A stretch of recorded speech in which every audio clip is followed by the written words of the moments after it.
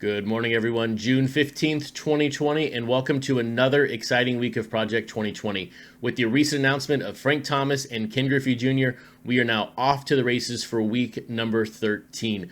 But before we talk about those two cards, the market overall, and print runs, hit that subscribe button. I have a daily video coming at you about the cards that are released and the entire set overall. So if you're not subscribed, please hit that subscribe button. Now, let's get to the show.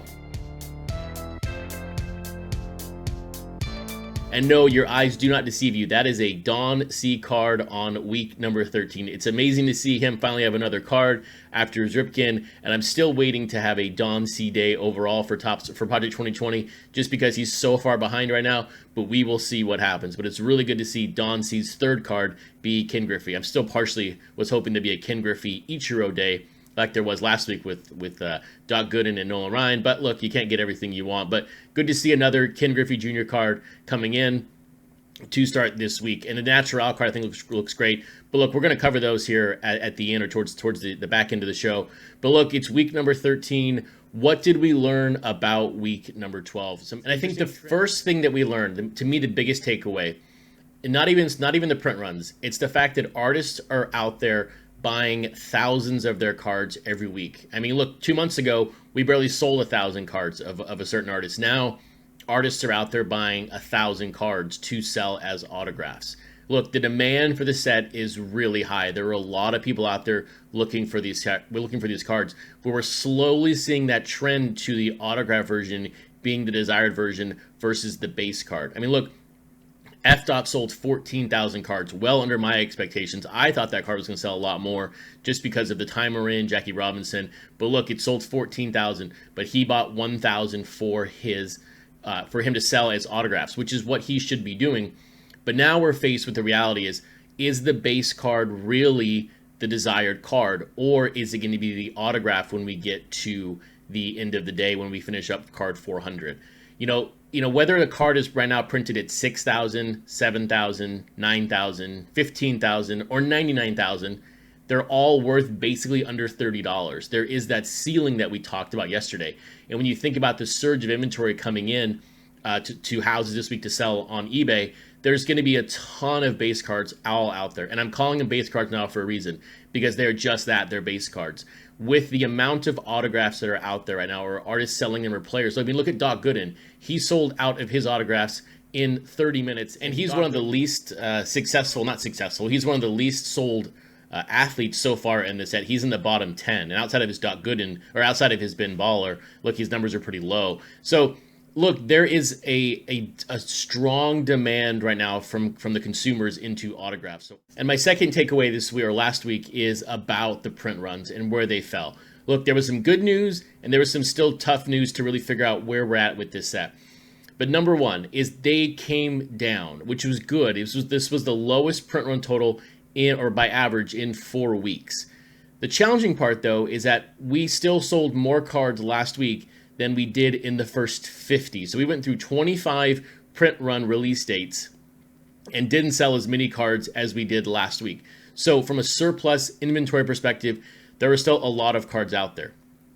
The good thing is that like cards like George Brett and Doc Gooden, although they sold quite a bit in relation to the first 50 cards, they still came down.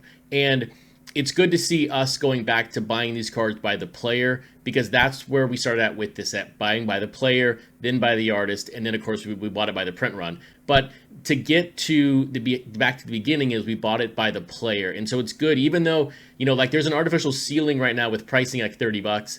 There's like right now an artificial floor with the print runs. I think that 6,000 number, I don't know if we ever see in the next month or so under 5,000 printed or 6,000 printed in a card. I think it's just very, very difficult. I mean, the George Brett Old Man Allen, that card just shouldn't have really sold that many, but it still sold 6,000 plus copies. So there's a floor of print runs, and then there is the ceiling when it comes to the prices, and that's kind of where we're stuck right now in the middle.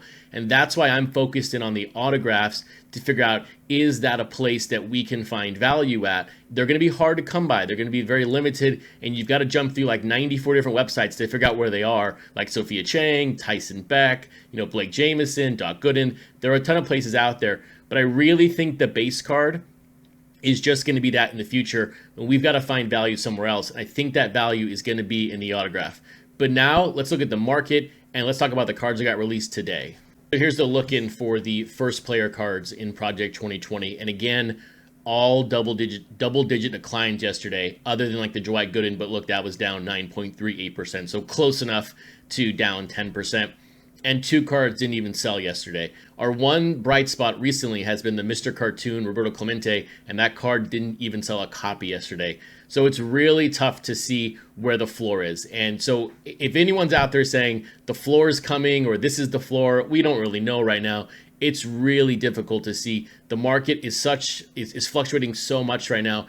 It's hard to see where that floor is. But right now, double-digit declines in every single card makes these difficult to purchase because we just don't know what the floor is. So it's great to see from a buying perspective, like if you're a collector, because I think that's where we're at with the set right now, that 5 of these cards now are under $200. The Jeter was always under $100, but now we have 5 cards under 200. You know, are we going to see more cards drop under $200? That's going to help out the collector part of this set.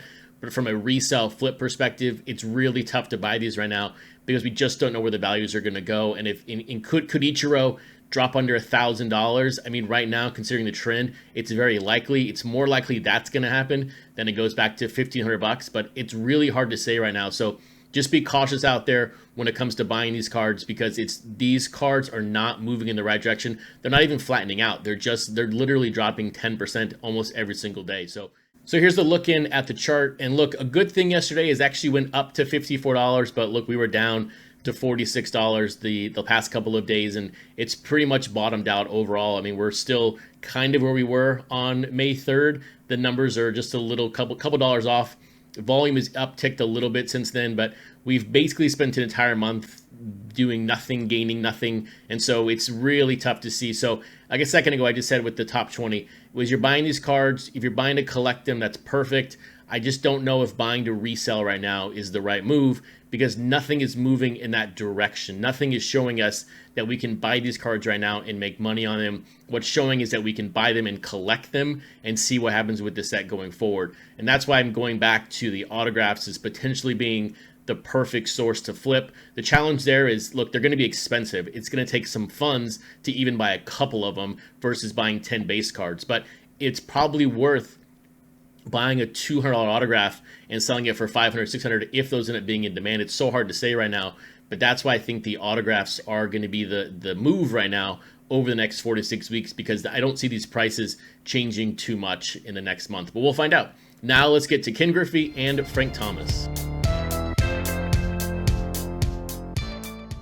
Also, if you're thinking or asking where do all these graphics come from or the numbers, please check out the website, crtsportscards.com. Go to my Project 2020 page, and it has everything there for you. And you can quickly reference any number that I talk about here on the show. So here's that Frank Thomas by Natural. And Natural is my second favorite artist. Look, everyone knows my affection with the number 3. And the triangles here is what does it for me. And so, but other than Grotesque being the number 1, I think Natural is my second favorite one. But look, I think it's a great interpretation of Frank Thomas's rookie card. But how did we get here with Natural? This is his 6th card overall. He had number 3, Jackie Robinson. Then he had Roberto Clemente, Tony Gwynn, Mark McGwire. That was really the number. 60 was the number. Once we got to 60, it's just been $30 since then. But 60 was the last card that actually is worth more money than $30. And then we have the Koufax at 89, which sold 43,000. From a print run perspective, of course, look, Robinson, Clemente, both under 2,000, and then Gwynn and McGwire, both under 3,000. So now Natural has been feast or famine so far, and his only real pop has been with that Koufax, which was right after the Ken Griffey. So it's been an interesting ride so far for Natural. And when you look at Frank Thomas, this is also his 6th card. He had Ben Baller as his number 1, then Rochester, Don C., Matt Taylor, and then Fucci at 23,000. Overall, he sold 48,000 cards. He is the 9th best artist or athlete in this set, and his best card is number 96 at 16th overall. So where is this card going to fall? That's a great question right now. I mean, look, he had Don C's first card, so that's a wind-aided number. You know, the Fucci card was in the bubble, and of course he had the Ben Baller's second card. So we're going to find out, does this top 15,000? We're going to find out tomorrow, or actually on Wednesday. Now, let's look at Ken Griffey. So here he is, the actual kid, not the kid as in Derek Jeter from a couple of videos ago. But look, love him, hate him. You might hate him if you made your first Project 2020 purchase on his card number 88. But we love him up here in Seattle. It's the kid, Ken Griffey Jr. I find this card very interesting from a design perspective. To me, it looks like Mariner teal colors. I don't know for sure yet. I know we don't have beaches like that up here, so I've got to figure this card out. But I think it's a really, really neat interpretation of this card. And I was expecting, you know, gold shininess from Don C, but it was good to see this sort of beach flavor, beach colors on this. So we'll see how it sells. But let's look at Don C overall. He has had 2 cards come out since then, since the beginning, and he had his first card at 73, which was the Frank Thomas, and then he had number 92, which is Cal Ripken at 41,000. So really nothing to review there with Don C, just 2 cards and both very high. The Don C, of course, the Frank Thomas is because that was his first card. But look, Ken Griffey, this is his 6th card, and he had King Saladin, Tyson Beck, Matt Taylor, Jacob Rochester, and Mr. 88 at 99,000. Look, he has sold 120,000 cards. Basically, 99,000 of that came at card number 88. He is the 2nd ranked athlete when it comes to per card average. Mike Trout is number 1. And then, of course, his number 88 is the best card in the set. Where is Ken Griffey going to finish? Who knows right now? And like I said a second ago with Frank Thomas, 15,000, 16,000, we just don't know. I'm going to be very curious here with these pre-orders land, because reading Twitter as I'm recording this, the emotions are mixed on both of these cards. So we're going to find out. So there we have it. We just recapped Frank Thomas and Ken Griffey, along with giving my thoughts on the fact that maybe the autograph versions are the play. They're a higher price point, but there's potential there from a flip perspective to get us more money, because we are dealing right now with an artificial floor of print runs and artificial ceiling when it comes to the resale value. A lot of things are going to play out this week. I'm looking forward to it. Have fun collecting, and I'll see you back tomorrow morning for another day of the Project 2020 show.